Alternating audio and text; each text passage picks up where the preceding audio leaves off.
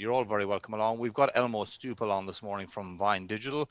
Thank you, Elmo, for coming along and joining us. And Elmo is the founder and CEO of Vine Digital, a digital marketing agency here in Sydney, but also more recently branched out across the world. So he's got an office in Ireland with some colleagues of mine, or at least one team member. Maybe it's expanded more recently, Elmo, has it? No, it's still one. Still one, okay. But looking to conquer the Irish market and also bring some marketing sense into the European area as well. Quick housekeeping things.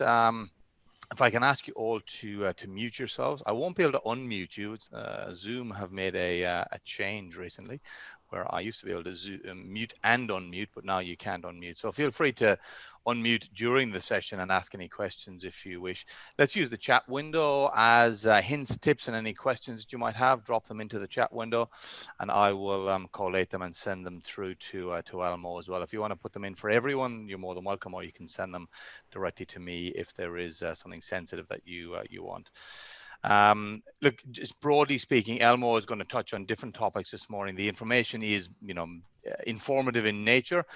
Be mindful of any specifics that Elmo mentions that may or may not be applicable to your business.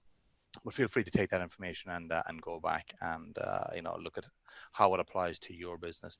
So we've got a few more people coming in. Welcome to those. But let's kick off, Elmo. I've got an opening question. I've also got some poll questions that I'm going to ask in a second, and I'll pop up on screen.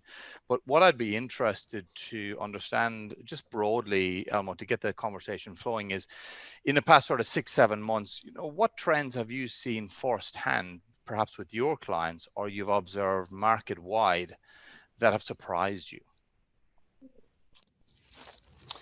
Well, that's a loaded question, Sean. It's what has surprised us. There's been what has surprised you that you go? Wow, there's been obviously, as everyone can guess, there's been a paradigm shift of people going online post-COVID as COVID hit across multiple industries. We've seen clients and businesses across various industries have to rethink their customer journey, how they engage with prospects, how they communicate with their clients. Some traditional models had to be reviewed overnight with the surge of customers going online. I'll give you an example. For example, you may be a pharmaceutical company or any health product selling your products through retail outlets, and when COVID comes along. All of a sudden there's people scrambling to try and sell their products online, to try and reach that customer. People are ordering online. Their habits have changed, within months. We've seen other trends like people taking huge interest in their self-awareness, their self-health, mental health and wellness.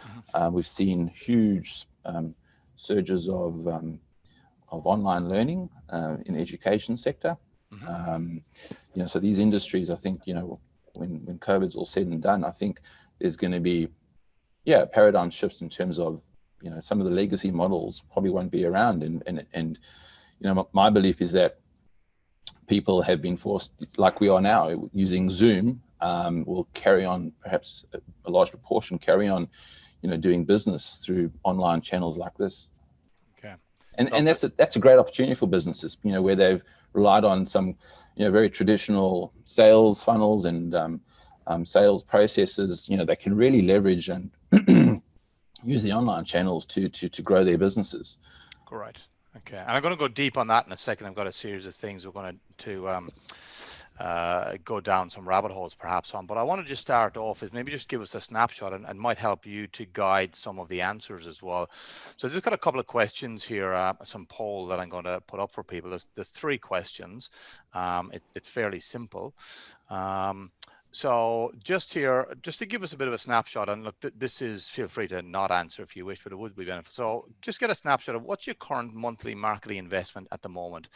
Ballpark, less than $1,000, 1 to 3, 3 to 5, 5 to 10, or greater than 10. And the other questions you can see are related to that as well. So if I could ask you just to fill in those, please, that'll be very helpful. And I'm happy to share the results as well, just to give us a snapshot of where people are. So can you see that poll, first of all? Okay, cool. And I can see that currently nobody has answered. So if I could ask you to click some buttons. So there's questions there. Now, question 2 is, so in comparison to pre-COVID investments, is the current investment more or less the same from a dollars perspective? You know, I'm spending more on marketing now, I'm spending less, I'm spending roughly about the same. And then the last question is to try and gauge a sense of in relation to ROI and what Elmo was talking about there, and that quantum shift from, you know, existing channels perhaps to new channels. I just want to get a sense of, is your ROI, your return on investment, purely from a marketing perspective? Is it above average? It's about average, or it's below where you actually think, just to try and get a sense of where we are. So we've got another 2 or 3 to do on that, and then I will share the results. So there's 3, 4 people left. If you choose not to, that's okay. If you just want to unmute and say I don't want, or send me a message, and then I'll end the poll. There's 2 or 3. Sharon is just joining us, and Stephen Fowler. So Stephen, we've got a poll running at the moment, and Sharon, if you can hear me, there's a series of questions, Stephen. We're just trying to get a snapshot of what the current investment is, what it is pre and post, pre-COVID, and just an ROI snapshot. If you want to quickly jump on that, you're more than welcome. And hey, Sean, can I just quickly mention something? So yes. We're a Google partner agency, so we get some really good insights from Google every quarter. I've just shared a Q3 report that we received last month from Google, summarizing the latest trends. Everyone should be able to access that report, so they can, download it and have a read of it. It summarizes some of the stuff that we will be speaking about today, across trends where they've seen huge spikes in search and things like this, where consumers are going, what they're doing, how they've changed their habits. So it's a really interesting report. Excellent. Thank you for sharing it. I'm ready whenever you both are. And Elmo, is that a link you can maybe put in the chat? Yeah, I put it in the chat. You put it in the chat. You did already, is it? Yep. Okay, excellent. So I'm just going to quickly share the results of what that is to people there. So just to give a snapshot, and maybe this might be insightful for you as well in comparing yourself against other businesses. And lots of us on this call know one another, so it's and we don't know who, so it's anonymous in that respect, but you might be able to look at them. So larger spend, 50+% in the sort of 1 to 5K. In comparison, large majority is spending more than what they were, and we're going to talk about perhaps in a little while, Elmo, what that where that more might be and how we leverage that. And it's interesting. So from an ROI perspective, and I acknowledge that perhaps it's a little bit early to understand an ROI, and this is something I want to talk to Elmo about as well, is what is that time frame around return on investment? Because broadly speaking, marketing is I spend $1, I want to get $1 or $2 back tomorrow, and that's not realistic. So it'd be interesting maybe to reset some expectations perhaps around this, Elmo, as we go through this as well, helping people to what I want to understand is, what is that roadmap, perhaps, how long do I need to maintain an investment, and what does that look like over the longer term? So that's can everybody see those results? Yes, hopefully. Yep. Thumbs up if you can see them. Okay, hopefully you've maybe either taken a snapshot of them, or feel free to just note them down, and I'll just stop sharing those. So Elmo, just having a think about some of those areas and what you've just seen, was there anything surprising in that? I think the main thing that stood out to me there was that majority of people are spending more, which is really interesting. I suppose that again comes down to your industry. So, for example, I suppose if you're in the hospitality or tourism, you'd be cutting your budgets, and we've had a couple of clients that have pulled their budgets there. Right. But they've also, I think the majority of our customers, the people that we deal with, have moved budgets, say, for example, from outdoor, or outdoor is probably the best example, where the last 6 months there's less people on the roads and trains, and they've moved that to online, for example. Yes. So Okay. there's been shifts, and I think that's just evident because there's been a big shift of people going online. So you want to meet that demand. So in that vein, then, can you outline what are the high-level strategy steps that business owners perhaps need to look at in preparation for times ahead? And if they haven't reviewed their marketing strategy, or they've been sort of winging it a little bit, where do they need to start, and what does the future look like? Yeah, I mean, I think you've got to get the basics right first, and what that means, from an online point of view, it's great because you can measure things. So the first thing we have to have is things like your Google Analytics setup. So if you've got a website, right, and if you think your website is adding value to your business, i.e., whether it's just a brochure type website, people might be looking for your product or service online, which there's a 95% chance they are. Then your website, you can use your website to really get really good insights. And so having Google Analytics installed on your website allows you to see, how many visitors are coming to your website, where they're coming from, what are the channels. So for example, are they coming from search engines like Google? Are they coming from social media channels? Google Analytics also gives you some really great insights as to the demographics of your visitor. So you may think that my target market is, 40, I'll use an example, females 40 plus, but the insights you're getting from your analytics might be showing you something slightly different. So it really sometimes confirms your suspicions, and other times challenges those assumptions. And you got to start there. You got to really understand what your user's doing on your website. What is the information that they're browsing or looking for? I think that's okay. Really imperative first and foremost. So is there a sense of that individuals and business owners need to go back and perhaps review what their ideal client looks like, and what those engagement characteristics now need to look like from an online perspective? So there's sort of two parts in that. Has the ideal customer changed, or what the ideal customer is looking for? And then the second part is where the ideal customer is now looking or searching.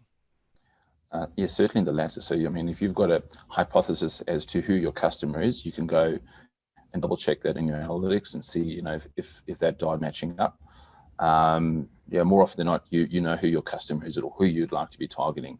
Mm-hmm. The second point there, to your point, is really important. So there's tools like Google Keyword Planner. These are search tools. These are tools that you can use that are more often than not are free, where you can go and do the research and understand who your customer or actually what your prospect is looking for online. So if the product or service that you're offering, what are the users actually looking for, that is related to your business. So there's tools like Google Keyword search tools. There's also another tool called keywordtool.io. I'll share that in the chat, or maybe Rich, can you maybe put it in the chat? Team effort, I love it. For me, please, mate. So there's some really, really handy tools that the layman out there can go and use to get an understanding for what are the searches that my potential customer might be looking for. So this is allowing you to identify what the clients or what the prospective individuals are searching for. So yes. If it's, let's use, digital marketing as an example. So they're typing in digital marketing to grow my business or something like that into the Google search algorithms. Is that correct? Yeah, they'll be going to Google. They'll be, looking for information, using various search terms to, have a problem solved, okay. Or to buy something, or to have look for a comparative service. 99% of the time, people start their research journey there in right. Google, and then you use Google Analytics to get a confirmation as to where that traffic is coming from. Mm-hmm. There may be other channels like LinkedIn and Facebook and other channels that are also driving traffic to your website. So then you can get an understanding, okay, and see the majority of my traffic is coming from Google, for example, or a high proportion of my traffic may be coming from Facebook, depending on the product or service that you're offering. And then you can start, compiling a strategy as to, right, okay, if I understand that my customers may be on Facebook and Google, you can start thinking of creating content that might be appealing to them on those channels to drive them back to your website. Okay, so that's an interesting piece in that you're starting with Google and the analytics piece to identify the ideal, what the customer is searching for. And then you're building a strategy for, I've written down here, Facebook, Google, the Instagrams of the world, the other platforms. Is that correct? Yeah.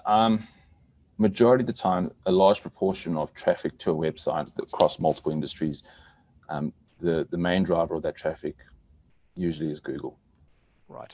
Okay. Organically, unless you got a specific campaign where you're advertising in Facebook, but more often than not, organic traffic is coming from Google. And that's what I was just about to, I suppose, touch on is, throwing marketing dollars. We might, and please pull me back up here for going down a rabbit hole. Throwing an ad campaign of dollars in Facebook without a connection to Google, is that wasted money? Yes, if you haven't done your research. So again, doing a bit of research, using the keyword tools to get an understanding of what people are looking for, and then looking at your analytics data to get an understanding of where your traffic's coming from.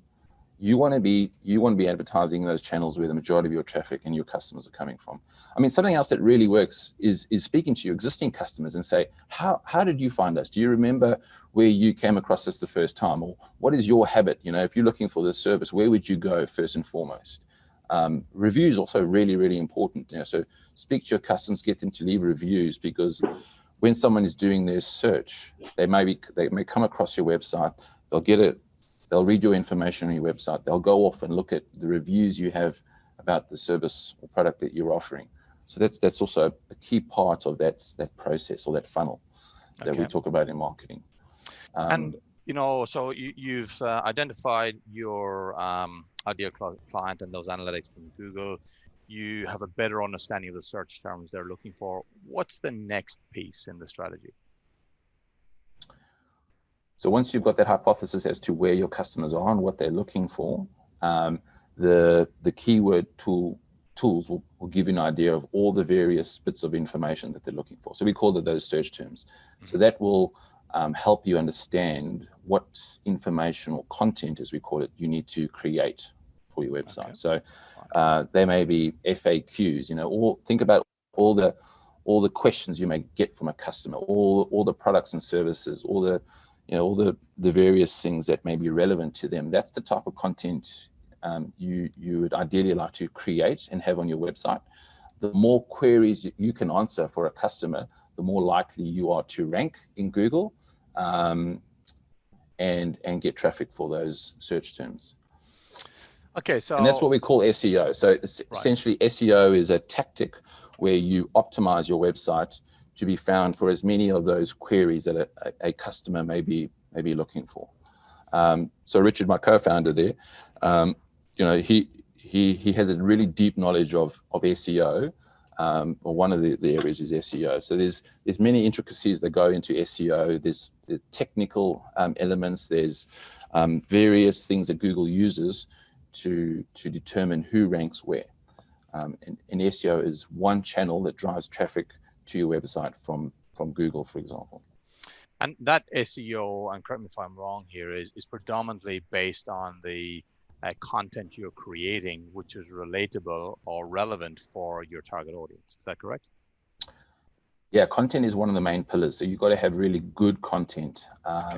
So what does good content look like is my main question around that. How do you maintain relevance?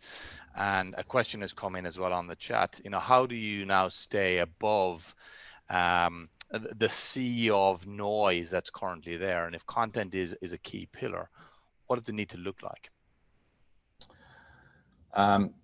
Rich can jump in here too, but I mean, yeah, feel free. Richard, so basically, unmute, yeah. So there's many elements. So the way the content is written obviously needs to be grammatically really good. needs to be well read. Google's really good at understanding good quality content from that point of view now. The links from other websites to your content is important. That's an indicator. The length and breadth and even the way it's positioned and structured on the page is important. So there's elements of that page that are really important. Okay. Hey, Rich, anything to add from your point of view? Always. Always. I would take one or two steps back there. Right. Let's go backwards, Richard. What do we miss? Instead of possibly, so you're right, there is a sea of noise right now. The internet is a noisy place, and post-COVID, it's even noisier. So really, how do you cut through that? The first thing is to reevaluate exactly who you are, what your unique value propositions are, and streamline your activities rather than trying to cast your net as far and wide as you possibly can, but to really hone in on what you deserve to own. That leads into your question about what makes a good piece of content. Quite simply, in order to get traffic from Google, your content needs to be the best on the internet, bar none. For you to rank number one, your content needs to be better, more authoritative, more informative than anybody else's on the internet. Google is clever enough to discern which piece of content it deserves to rank for number one or number 1 to 3 position. And to cast your net so far and wide and to accommodate that criterion requires massive budgets, and it requires a full team of marketers to do that. I would suggest that companies these days, in order to cut through the noise, is they sharpen their point, and they really hone in on what they deserve to be industry leaders for. Because everybody starts a business in order to do something either different or better than others. Really refine it, nail it, and own the search landscape by being better than everybody else. And all the technical SEO in the world won't be a substitute for quality of content. If you've got something to say, if you are industry expert, don't be afraid to say it, and Google is wise enough to pick up on it. Fantastic. That's I've written some excellent points down here, Richard. Thank you for sharing those. I love the anchor piece around deserve to own. And that segment of the market and going a little bit narrow, but perhaps deeper. So in that vein, then, obviously that's not going to be an overnight success. I can't throw out an article this afternoon and I'm going to be on top of Google by tomorrow or even the weekend. So what does that journey look like, and perhaps a time frame around that? So from an SEO point of view, yeah, it's a long-term strategy. You've got to earn your way to that traffic, that brand equity. You've got to grow. It takes time to increase your rankings month in and month out. If you're doing good quality content creation and all other things being equal, you'll slowly grow your rankings and traffic. So as business owners here, lots of them have small teams, let's say, and they may not have a dedicated marketing person or a marketing function. So just to give some rule of thumb guides, is it an hour a day? Is it an hour a week? Irrespective of who's doing it, we won't talk about capability, but just from a time investment, what should that look like as a good rule of thumb that you'd be investing in your marketing activities? Broad brush here. Elmo's eyes going, bloody hell, Sean. Stop asking me curly questions. I mean, the more time you can invest in creating, like Richard said, the quality content. What are those key pieces of content that your customers ask? If you're not answering those questions first and foremost, and you don't have that information on your website, you need to focus on that. And think about all possible questions that a prospect may ask you, and get that covered. Okay, Richard. I've had this question come from clients before. What's a good budget? And it's that equates to hours for a business owner if they're going to be doing it themselves. Sure. And it's not a question of how much it costs to, or how much time or resources or money it costs for that particular brand or website to succeed. It's all in comparison to the competition. So it depends how competitive your niche is. If you're if you already owning your micro niche or your niche, then you might not need to put in a lot of effort. If you're in an industry that is busy, flooded, you're gonna have to put much more time in. It's all very relative. Okay. And when we link that back then to the return on investment, and just talking a little bit about expectation management, perhaps, one of the questions that was asked in the poll earlier was, roughly $1 value, and most of it was around sort of 3 to 5K, and you can work out the hours for that for yourselves based on your own business. But the third question was the ROI expectation wise was about average. So, in that context, and what is the time frame that people should allow if they're putting in effort, and let's call it sufficient effort? What does an ROI look like from a time frame, either Richard or Elmo? Is it days, weeks, months before you'll see it ticking up, and then you go into perhaps a maintenance mode of, whatever that looks like?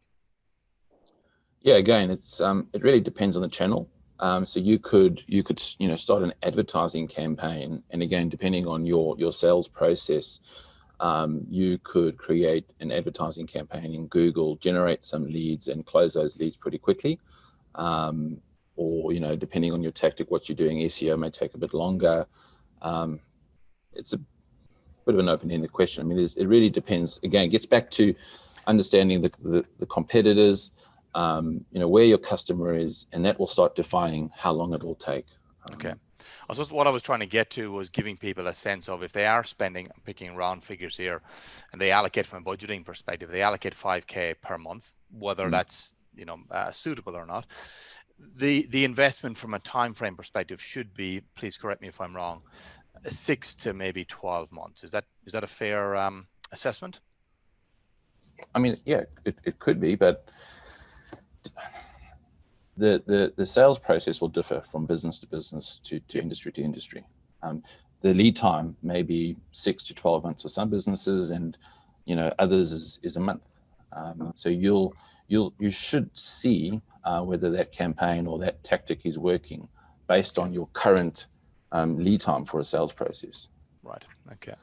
And that feeds in nicely then to, if we talk about the sales process and some of the technology, perhaps let's call them platforms that are available to assist us. And you touched on it a little bit earlier, Elmo. From a content creation perspective, people broadly have a CRM, and a CRM could be an Excel spreadsheet, or it could be something a little bit more, let's call it upmarket.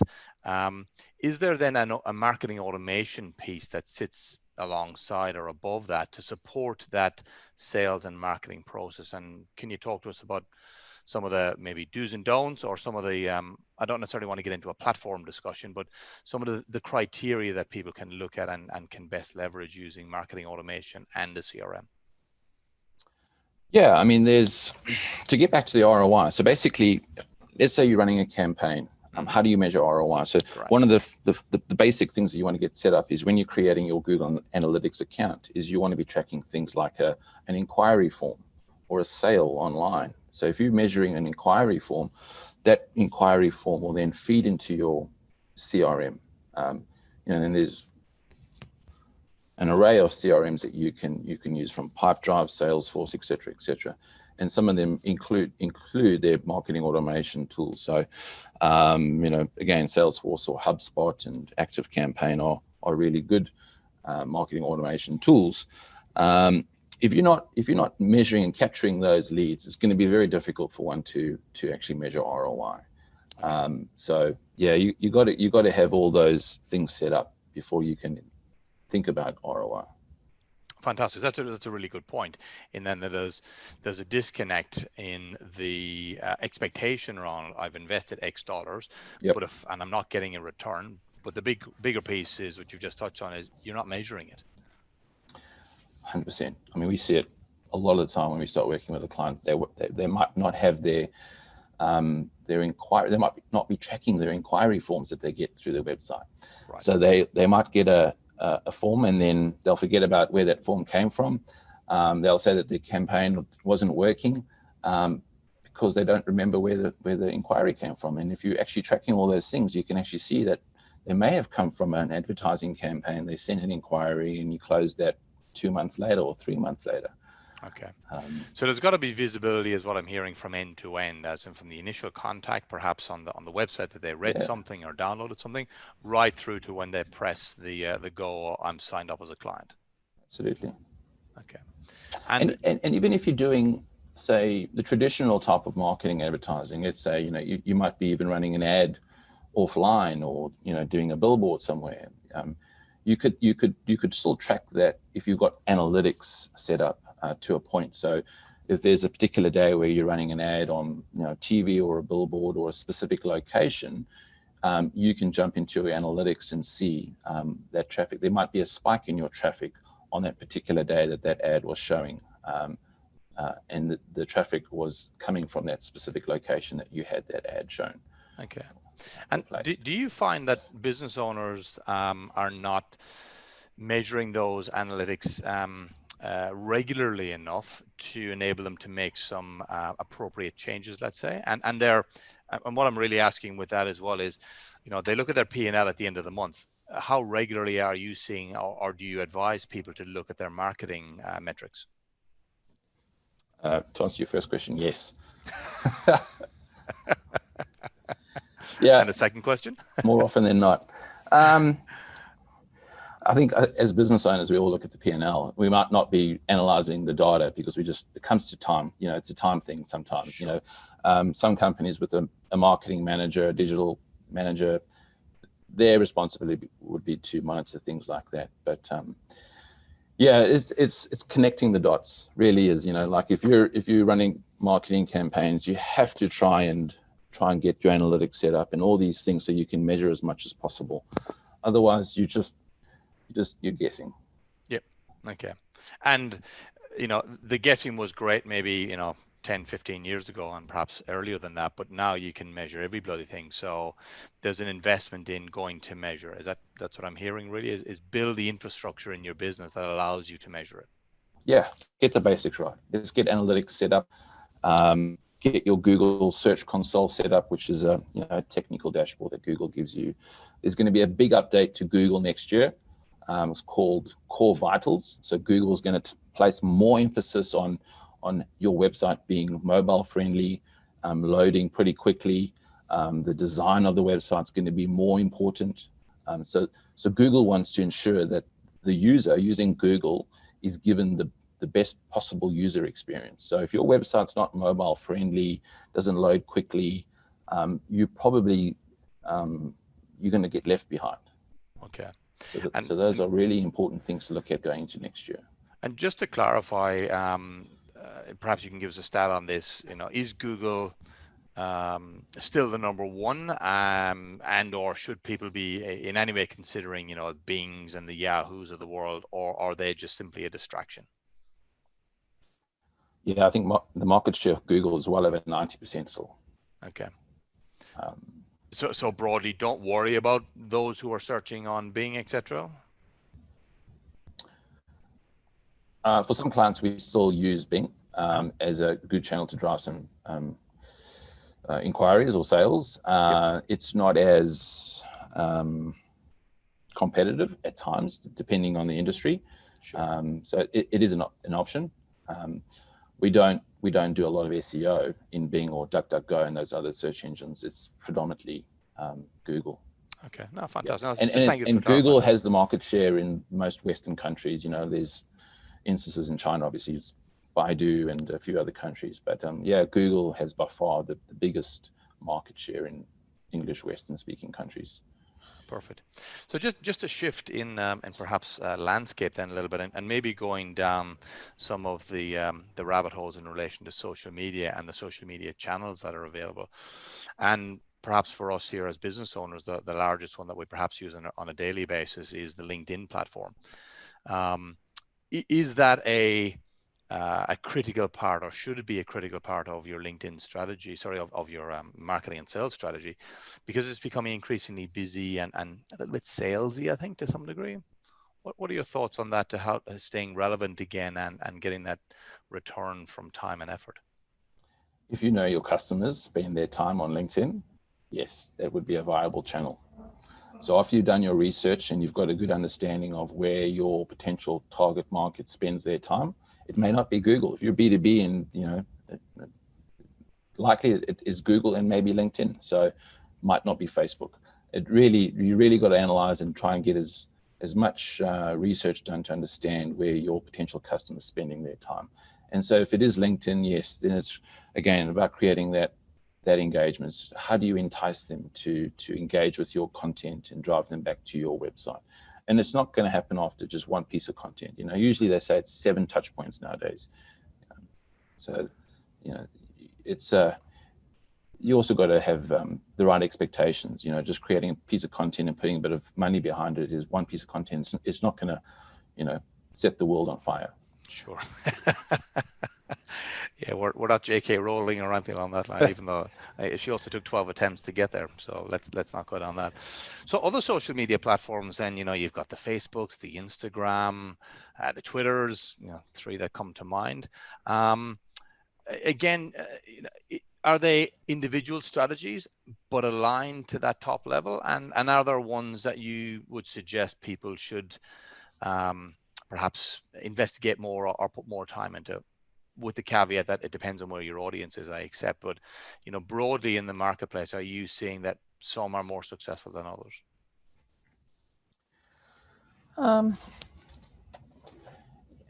It depends on, you know, your product. So for example, if you're selling goods online, it's B2C type product, you know, there might be various social channels like Instagram and TikTok and Facebook that would be relevant. And what about professional services, which is sort of the large audience of individuals here this morning?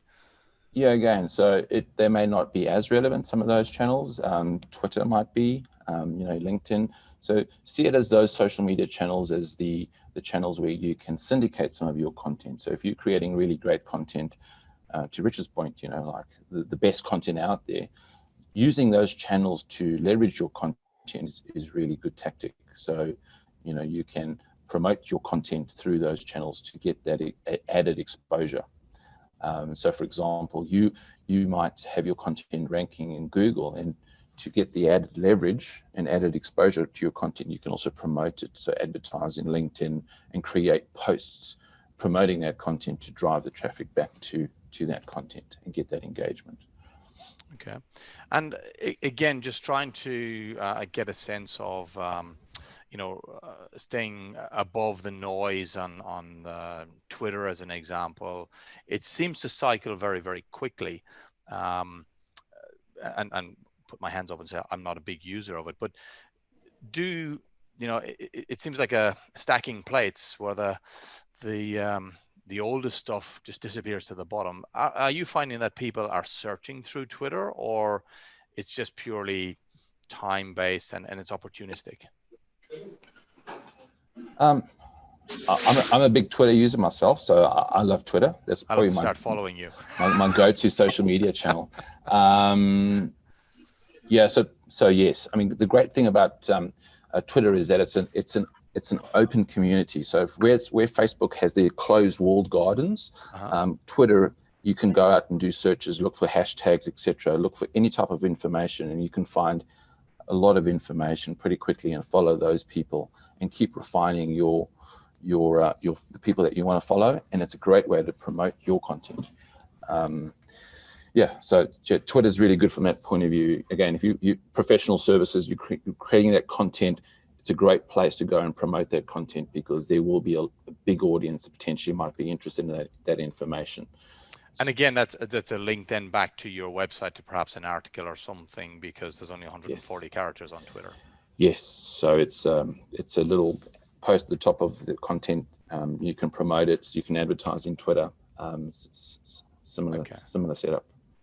And what are your thoughts then from a social media perspective in relation to video and the prevalence of video as a communications mechanism? Is that now more important or as important as the written word? It's huge. I think YouTube is the second biggest search engine. So again, there's just been a huge increase in traffic to YouTube. And I'd like to get Richard's opinion, but I think Yeah, with the growth of podcasts and online videos, there's been a huge surge in video demand. So yes, I wouldn't say I don't know. I wouldn't say if it's overtaken the written word yet. Okay, it's interesting. Yeah, because from what I understand, people's attention span is getting shorter and shorter. A stat was passed to me recently that the attention span is now 3 seconds when we're scrolling through our phone. Is that what you're seeing, or is that the stat you're coming back with as well? Oh, I don't know about that exact stat, but right. Okay, it's fairly short. I would agree. Yeah, I would agree that there's been a huge increase in podcasts and videos. So people are publishing their podcasts on YouTube, and it's growing massively over the last year. Right, and again, from a content marketing perspective and hosting, do you then put it onto YouTube, or again you link it back to your website so that your website becomes that authority piece, or how do you leverage that with YouTube? Yes, so you can create your own company profile on YouTube. Mm-hmm. You can host your videos there, and then again link it back to your website. So you can also embed it on your website too. Depending on the website that you have, more often than not, you can embed those videos too. Okay. And I'm interested, and perhaps Richard want to chime in as well on this, is, when you're on social media, because Richard mentioned it a while ago, who are you? And then looking at your unique proposition and then going down those areas. So when you're on social media, who are you representing? Is it Sean as the individual? Is it Sean as the business owner? Or is it a blend of both? Really interested to know that from a personal perspective, and also perhaps from the audience this morning. How much do you share? Again, just going back 1 or 2 steps. Social media, as advertisers, we are invading. We are invading a platform that is designed for allowing people to connect. And it needs to be done in a very subtle way. And it should be done by adding intrinsic value. Like a vast proportion of your efforts towards social media should be altruistic, with subtle promotions blended into it, as opposed to it being a channel that you rely on for sales. I think that the outlier to that is small ticket items. People that can purchase through social media checkout platforms that are impulsive purchases, very easy to avail of. I'm not 100% sure of this audience, but I think it's mainly B2B, relatively large ticket items or consultation side of things. You're not going to get the uptake that a $10 upsell or a $10 sell to a consumer will likely get. So it's a very, very tricky balance to make sure that you're not completely intruding on what is intrinsically a connection platform. When it comes to sorry, you asked a question before I backtracked. What was your question? So my question was around who are you representing when you're on social media? Is it Sean the individual? Is it Sean the company, or the CEO of a company, or who am I trying to be, perhaps? Who should I be? If your business is reliant on personal branding, then obviously skewed towards your person. A very recent anecdote from that I read on Reddit, actually, the owner of Hale and Hearty, the vegan restaurant chain. Meat eater in Sydney. It's got this positioning as being very pure, very wholesome, completely vegan, very sort of neo-hippie type. And that owner recently decided to go on a rant on social media about all sorts of things that he should not be doing. And he suddenly tarnished his business reputation by doing so. I suggest looking it up on Reddit. It's a very recent thread in the Sydney subreddit. Again, it's a consideration of is your voice related to what you wish to convey as a business? If it's not, I would exercise restraint. It's not a personal sounding board, and it's advice I give to all website owners. If you're designing or rebuilding a website or writing content for your website, it's not a platform for you to wax lyrical about yourself. It's about what is going to work well as a business tool. I think that applies to your question on social. So, on platforms, do you perhaps then make a conscious choice that, like as Elmo said, he loves Twitter, it's his main one, and I don't follow Elmo, but I will do after this session. Is that more for, do you keep one for personal and, you do Facebook for business, or vice versa? Do you make a conscious choice? Definitely a conscious choice, but I do think the personal aspect of it is warming to any customers that will come across you to show that you have personality and you're not just a cold corporate. But with restraint. Personal opinions are one thing, and if the internet is one thing, it's that it's permanent. People will be able to find what you have spoken about, even if it was in the wee small hours of a very bad day. You're going to be found. So caution, I would recommend. Right. Okay. Save the drafts. Hit send later. Correct. Very good. Very good.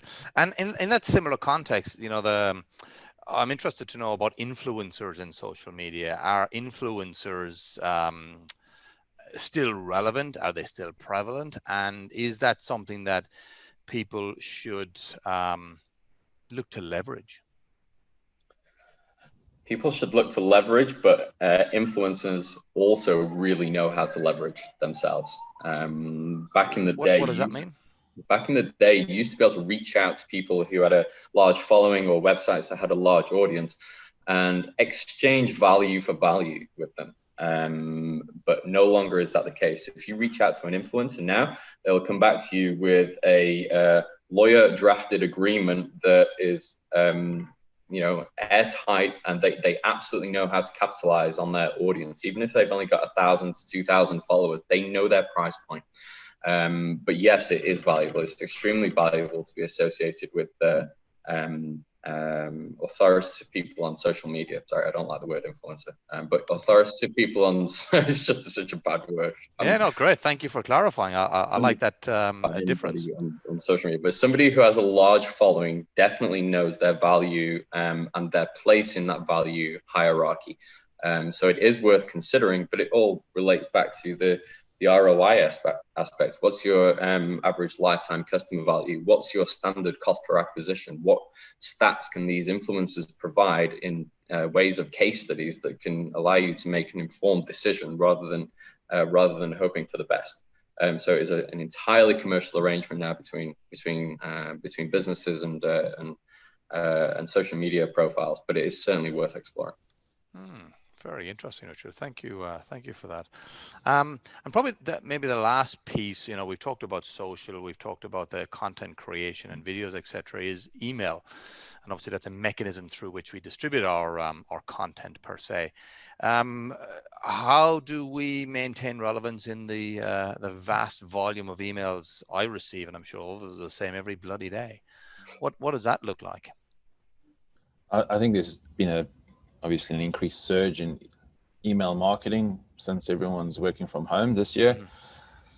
It's difficult to stand out with email marketing. Again, you got to go back to measuring things, and if it's working for you and it's giving you that ROI, you're measuring it correctly, then good on you. It may be a channel, but it's difficult. Yes, I think if you're starting out with email marketing. I'm not hearing any passion in your voice there, Elmo. No, I mean, sure. Like slitting my wrists. I mean, we get to see analytics every day. There's only very minimal industries and channels, generally speaking, where email marketing works well. I mean, I think everyone can testify that they get inundated with emails every day. Do we read them? I think actually there's a better chance that we might read letters that we get in the post box nowadays.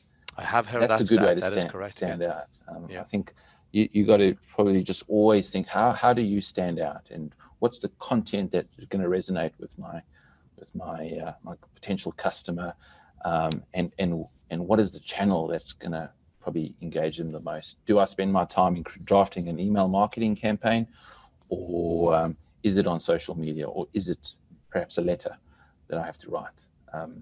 And sometimes you just got to test the waters with each of those channels and see what best. But if you're not measuring it, you're going to always be guessing. Fantastic. We've got about 6 or 7 minutes left. I've sort of opened the floor up. Is anybody that would like to share a story or something that worked well for them, or that that didn't work well for them, that they'd like to share with the audience as well, that we can all get some learnings from? If anybody would like to unmute, feel free to do that. Don't all unmute together. That pregnant silence. That's okay. Perfect. If you think of a story, feel free to put your hand up or give me a wave, and you can unmute at that stage. I'd be interested just to maybe ask. I don't know if we can run a poll, but I mean, does everyone have like Google Analytics set up on their website? I mean, do they ever use it? That's a great question. If we could do hands up if you have, and hands down if you don't. So 2, 3, 4. And Sean, I think Dave had a question. Yeah, a question. I was just going to mention something that you raised. I think was a good point about embedding YouTube videos. We used to embed our YouTube videos into our website, and that was that decision whether or not to have it as a separate video on the web page and on YouTube. And you just, as you said, we didn't capture the data that you need to capture with the both geographical locations, demographics, age, etc., that you need to do when it is embedded. So that's the best. That I just wanted to sort of share that. We Sorry, Dave, you're saying do embed or do not embed? No, we do. Yeah, you do? yeah, Okay. and you need to. That we found that was highly critical to be able to capture and measure, as you said, accurately where people are coming from. And their demographics and everything to do with that. And you just don't get that if you put your video separately on your website. Cool. Thank you for sharing that, Dave. Marie Stewart has just asked as well, Elmo /Richard, are there other analytical tools on the website that are not Google or not Google related? Is that what you're asking for, Marie? If you want to unmute and just clarify that I've read that correctly. It wasn't actually a question, but I do use other analytical tools. Sorry, it was a statement. Yeah. But I'm interested. Yeah. In any case. Yeah, there's so many tools. I mean, there's tools that you can see where people like heat mapping tools. I mean, there's an infinite amount of tools out there. And if there's anything you're interested in, you can go and Google it and there'll be a tool for it. I'm hearing rabbit holes and never coming out of the warren. But yeah, I mean, like, I don't want to overcomplicate things, but yeah, get Google Analytics set up at least. Get your Search Console account. That's an important account because that's where Google communicates with you and gives you heads up on things. At least try and make sure that your website is mobile friendly and loads pretty quickly. Those are things that are going into next year that are really important. Excellent. Thank you, Elmo. And maybe that's a good way to sort of maybe summarize this. And my question around that is, what things should you, or would you suggest people, I won't say it's coming into the quieter time, but, into the Christmas time at least, what should people review? Perhaps what should they stop? And maybe what should they start doing? If you were to sort of look at 3 different buckets, and you can throw anything you want into those buckets. Yeah, I would probably start off, have a think. Now that most of us will probably have some downtime next month, have a think and ask yourself, has your customer journey changed? Has your customers the way they go about doing their research and potentially buying from you, has that changed? And if it has, then you probably have to rethink the way you market to them. And yeah, try and set up some of these the basic foundational things on your website. And if you're struggling, yeah, feel free to reach out to us. Happy to kind of help you out and point you in the right direction. Great. Hey, Rich, anything from your side? Yep, Richard. Anything that you suggest people review or that they start doing or stop doing? I would recommend having a look at Google Trends. See what really happened in COVID. reasonably across the board. I've seen big upturns in search behavior, multiple industries. But there are little nuances, little changes that have happened, i.e. a reduction in the amount of local searches, perhaps. Like people are no longer interested in finding a shop as much as they were to go to. Maybe a push towards e-commerce. There are loads of these little nuances. I'd suggest having a look at Google Trends. Yes, we have a downtime in Christmas as businesses, but consumer behavior goes up across numerous industries. Probably a good time right now to really look at those trends and see where you can capitalize on it over the new year. I really think that next year there'll be a huge push for marketing. These pieces of data that we're privy to are not exclusive; they're available to everybody, and I think that there's going to be a renewed push of optimism next year, and with that comes increased marketing. So I think it's a time to double down rather than take it easy over the Christmas period. Fantastic. That's probably a good place to maybe call it to a close. Elmo, thank you very much for your insights and for attending this morning. And Richard, thank you very much for joining in and chiming in as well. Thank you to all those who have attended. I hope you got some fantastic insights out of it. I know I certainly did. I've got a page of notes here in front of me. So thank you very much. Again, as we always say at the end of these sessions, don't just take the notes and go and do nothing. Go and put them into action, build a strategy, reach out to Elmo. Thank you for the offer, as Elmo has done, to help anybody. So feel free to reach out to Elmo. If you haven't got Elmo's details or Richard's details, ping myself or Dan, and we will more than happily connect you up. I wish you a safe rest of day and hope you all enjoy it. Take care. See you again soon. Thanks, guys. Bye-bye. Have a good week. Thanks, guys.